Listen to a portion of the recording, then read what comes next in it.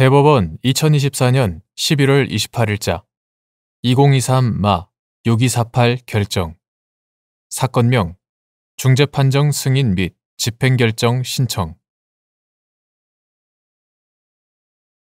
1. 중재판정의 주문 자체에는 불명료하거나 불완전한 부분이 있으나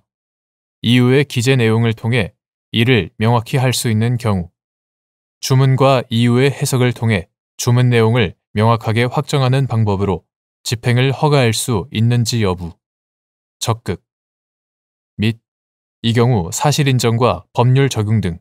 중재판정의 실체적 판단을 재심사하는 방법으로 중재판정의 내용을 보충할 수 있는지 여부,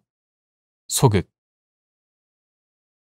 중재판정의 내용 자체가 명확한 경우 다른 자료에 의하여 이를 확장 또는 유추 해석하거나 다른 내용으로 변경할 수 있는지 여부, 소극. 중재는 당사자 간의 합의로 분쟁을 법원의 재판에 의하지 아니하고 중재인의 판정에 의하여 해결하는 사적 분쟁 해결 절차로서 중재 절차에서 내려진 중재 판정은 승인 또는 집행이 거절되지 않는 한 양쪽 당사자 간의 법원의 확정 판결과 동일한 효력을 가진다. 중재법 제35조. 중재법은 분쟁 해결 수단으로서 중재 절차를 선택한 당사자들의 의사를 존중하고 이를 국가의 독점적, 배타적 강제 집행권 행사와 조화시켜 적절한 균형을 도모하기 위하여 중재 판정에 대하여 법원의 허가로 집행력을 부여하는 재판인 집행결정 절차를 두고 있다. 중재법 제37조 제2항. 국내 중재 판정의 경우 중재법 제38조에 열거된 사유가 없는 한 승인 또는 집행되어야 하고, 중재법 제38조. 외국 중재 판정의 승인 및 집행에 관한 협약, 이하 뉴욕 협약이라 한다. 뉴욕 협약을 적용받는 외국 중재 판정 역시 협약에 열거된 거부 사유에 해당하는 경우에 한하여 승인 및 집행이 거부될 수 있다. 중재법 제39조 제1항. 이와 같은 사적 분쟁 해결 절차인 중재 제도의 목적, 이를 반영하여 대한민국 중재법과 뉴욕 협약이 중재 판정에 대하여 확정 판결과 같은 효력을 인정하는 한편 그 권리 실현을 위하여 중재 판정의 승인과 집행 제도를 두면서 승인과 집행 거부 사유를 제한적으로만 열거하고 있는 점, 중재 판정이 법관에 의하여 내려지는 것이 아니고 또한 외국법이 중재 판정의 준거법이 됨으로써 중재 판정 주문이 민사집행법이 요구하는 정도의 명확성과 특정성이 갖추어지지 않는 경우가 있을 수 있는 점 등을 고려하면 중재 판정의 주문 형식이나 기재 방식이 우리나라 판결과 다소 상이하다 하더라도 집행국인 우리나라 법원으로서는 중재 판정에 대하여 확정 재판 등에 의한 집행과 같거나 비슷한 정도의 법적 구제를 제공하는 것이 바람직하다. 이에 따라 중재 판정의 주문 자체에는 불명료하거나 불완전한 부분이 있으나 이후의 기재 내용을 통해 이를 명확히 할 수 있는 경우라면 중재 판정의 주문과 이후의 해석을 통해 중재 판정의 주문 내용을 명확하게 확정하는 방법으로 집행을 허가하는 것은 집행 결정을 내리는 법원의 정당한 권한 범위 내에 있다고 보아야 한다.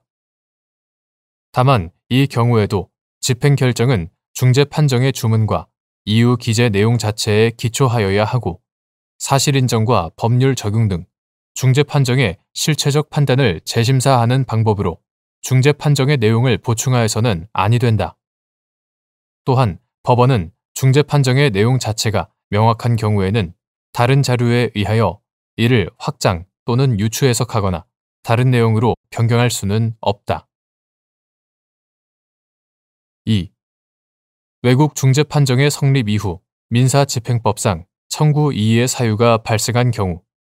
외국 중재 판정의 승인 및 집행에 관한 협약 제5조 제2항 B호의 공공질서 위반에 해당하는 것으로 보아 중재 판정의 집행을 거부할 수 있는지 여부, 적극. 외국 중재 판정은 확정 판결과 동일한 효력이 있어 기판력이 있으므로 대상이 된 청구권의 존재가 확정되고 집행 결정을 통하여 집행력을 부여받으면 우리나라 법률상의 강제 집행 절차로 나아갈 수 있게 된다. 집행결정은 그 결정시를 기준으로 하여 집행력의 유무를 판단하는 재판이므로 중재판정의 성립 이후 민사집행법상 청구 이의의 사유가 발생하여 중재판정문에 터잡아 강제집행 절차를 밟아 나가도록 허용하는 것이 우리나라 법의 기본적 원리에 반한다는 사정이 집행재판의 심리 과정에서 드러난 경우에 법원은 외국 중재판정의 승인 및 집행에 관한 협약 제5조 제2항 B호의 공공질서 위반에 해당하는 것으로 보아 그 중재판정의 집행을 거부할 수 있다.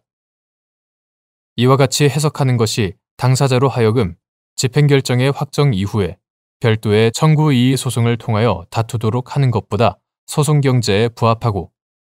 2016년 5월 29일 법률 제14176호로 개정된 중재법에서 중재판정의 집행 허가를 판결에서 결정에 의하도록 변경한 후에도 중재판정의 집행에 관한 심사 기준은 개정 전후로 큰 차이가 없어 당사자들은 종전과 같이 변론 기일이나 적어도 신문 기일에서 주장과 증명을 해야 하므로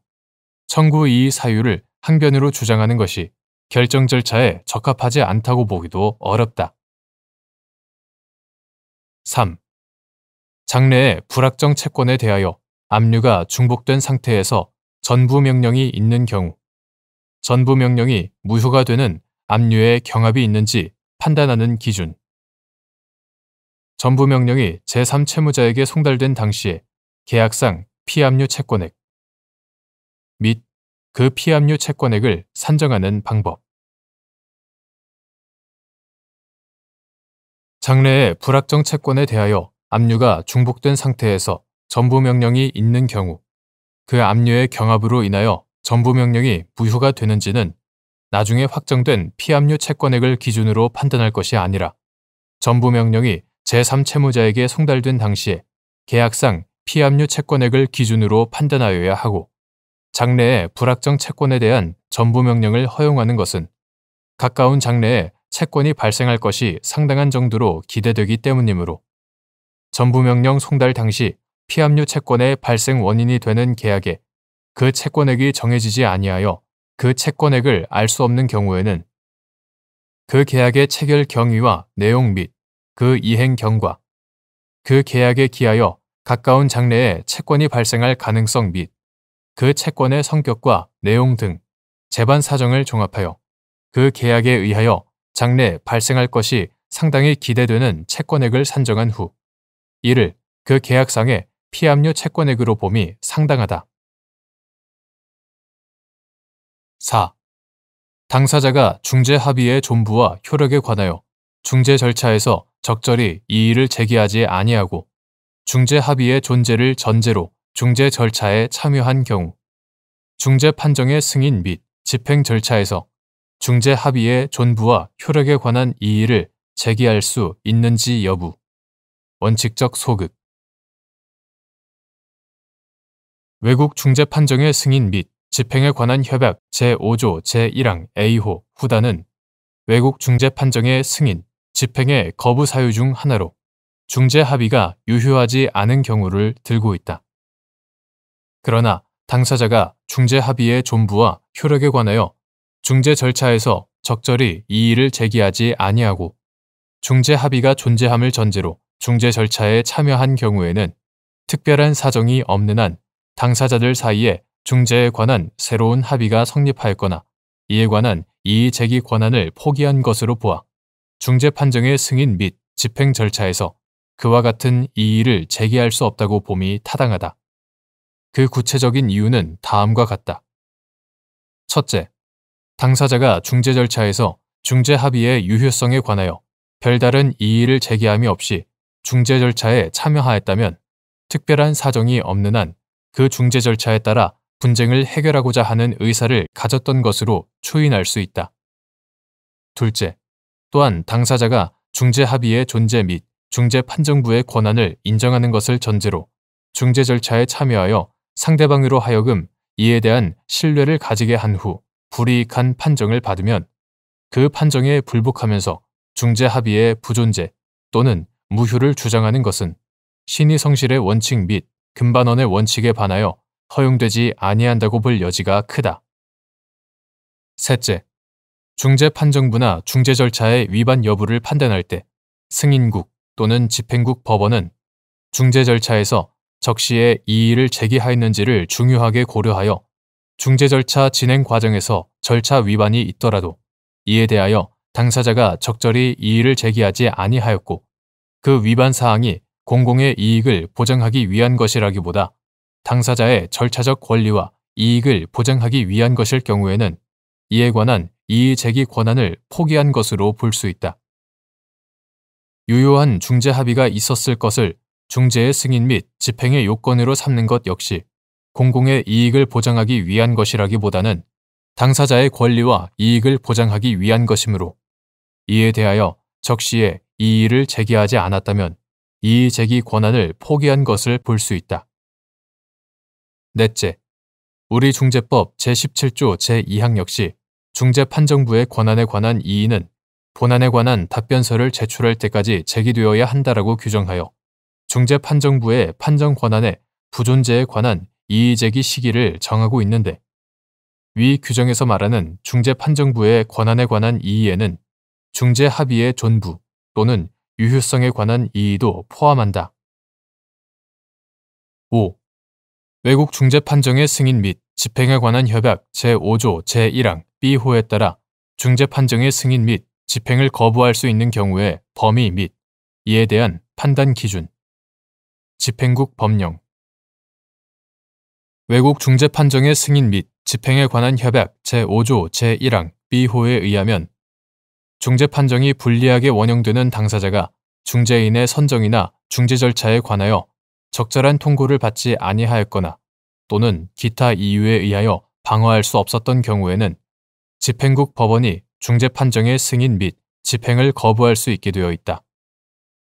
위 규정의 취지상 승인 및 집행을 거부할 수 있는 경우는 당사자의 방어권이 침해된 모든 경우를 말하는 것이 아니라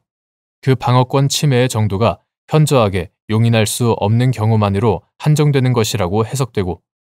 중재 당사자의 방어권 보장은 절차적 정의 실현과 직결되어 공공의 질서의 일부를 이루는 것이므로 이는 집행국 법령의 기준에 의하여 판단하여야 한다.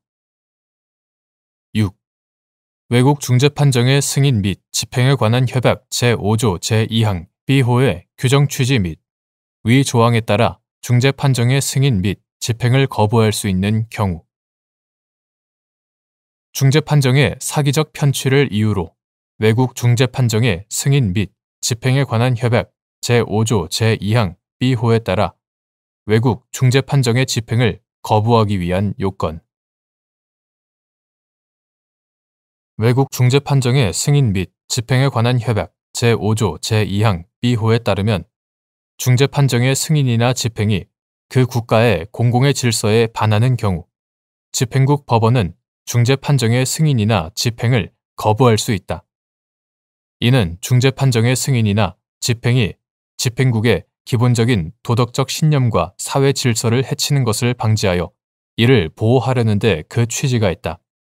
따라서 위 조항에 관해서는 국내적인 사정뿐만 아니라 국제적 거래 질서의 안정이라는 측면도 함께 고려하여 해석하여야 할 것이고 해당 중재 판정을 인정할 경우 그 구체적 결과가 집행국의 선량한 풍속, 기타 사회 질서에 반할 때에 승인이나 집행을 거부할 수 있다. 집행국 법원이 당해 외국 중재 판정의 편취 여부를 심리한다는 명목으로 실질적으로 중재인의 사실 인정과 법률 적용 등 실체적 판단의 옳고 그름을 전면적으로 재심사한 후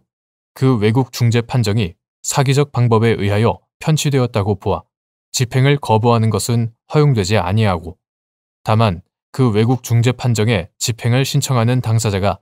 중재 절차에서 처벌받을 만한 사기적 행위를 하였다는 점이 명확한 증명력을 가진 객관적인 증거에 의하여 명백히 인정되고 그 반대 당사자가 과실 없이 신청 당사자의 사기적인 행위를 알지 못하여 중재 절차에서 이에 대하여 공격 방어를 할 수 없었으며 신청 당사자의 사기적 행위가 중재 판정의 쟁점과 중요한 관련이 있다는 요건이 모두 충족되는 경우에 한하여 외국 중재 판정을 취소, 정지하는 별도의 절차를 거치지 않더라도 바로 당해 외국 중재 판정의 집행을 거부할 수 있다.